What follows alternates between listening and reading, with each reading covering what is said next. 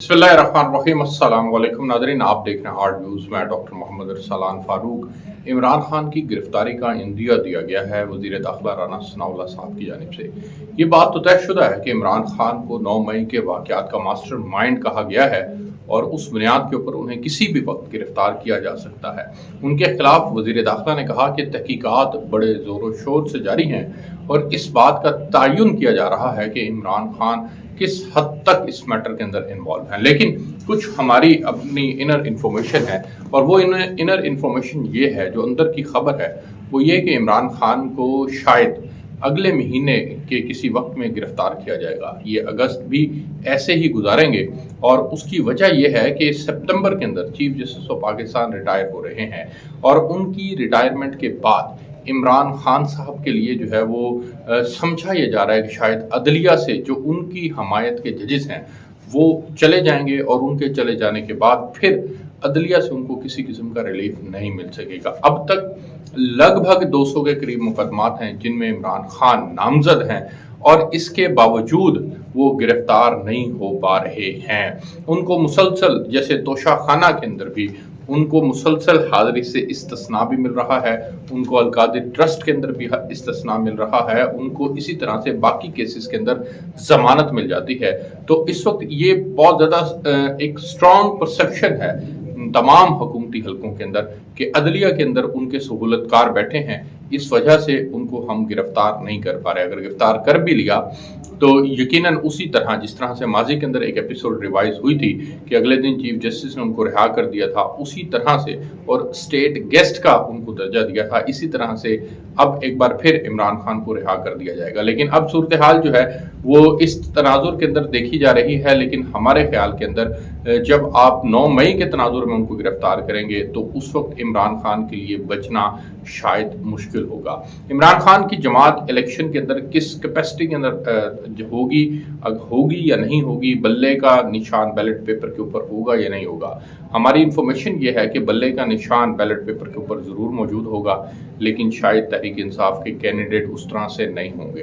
तहरीक इंसाफ को बहैसियत जमात उसके ऊपर पाबंदी तो नहीं लगेगी और वो जिस तरह इंतखाबी इस्लाहात के ऊपर जो काम हो रहा है उसमें हमें वज़ीर कानून ने भी ये वाज़िया कर दिया है कि उनके ऊपर जो है वो पाबंदी का जो अमेंडमेंट है या पाबंदी की जो शिक है वो निकाल दी गई है।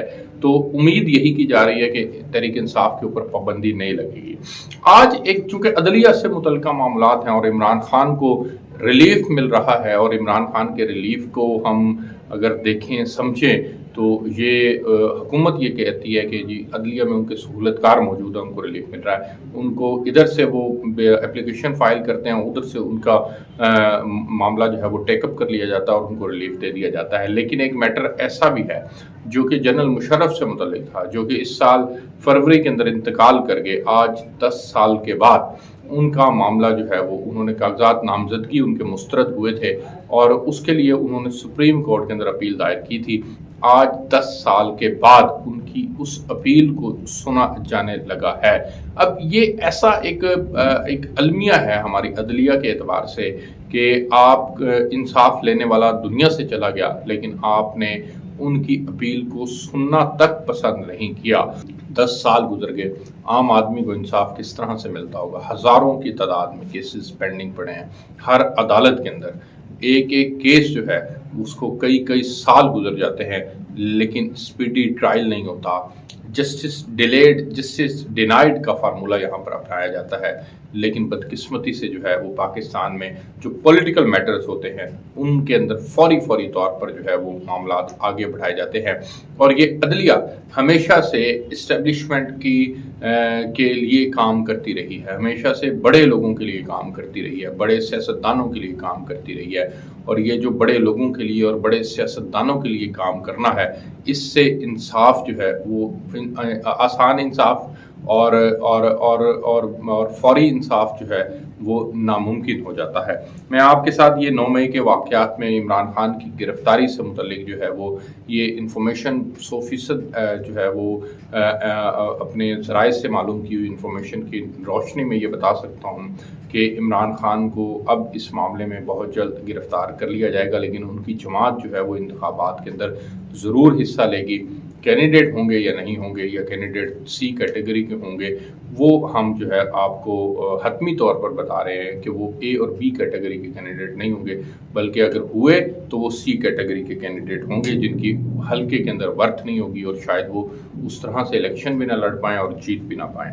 अब आ जाएँ जी कि इमरान खान साहब ने जो मईशत का हाल किया, मईशत के हाल के अंदर जो बदकिस्मती थी, आज तो IMF ने भी कह दिया है कि जी जो आपने एग्रीमेंट तोड़ा था उसकी बुनियाद के ऊपर आपकी मईशत का ये हाल हुआ कि आज वो 38% पे महंगाई है और मुल्क के अंदर जो है वो अदम तवाज़ुन है, आप अदायगियाँ नहीं कर पा रहे हैं, आपको डॉलर जो है उस हिसाब से नहीं मिल रहे हैं, इसी वजह से आपको नया एग्रीमेंट, स्टैंड बाय एग्रीमेंट करना पड़ा था। आज मैं आपको बताता हूँ कि उस स्टैंड बाय एग्रीमेंट के जो नेगेटिव इम्पैक्ट है in the shape of inflation, वो पाकिस्तान के अंदर जो है वो उसका नेगेटिव इम्पैक्ट टिल डाउन हो चुका है और अब बिजली 5 रुपये फ़ी यूनिट महंगी करने की इतलात आ रही हैं।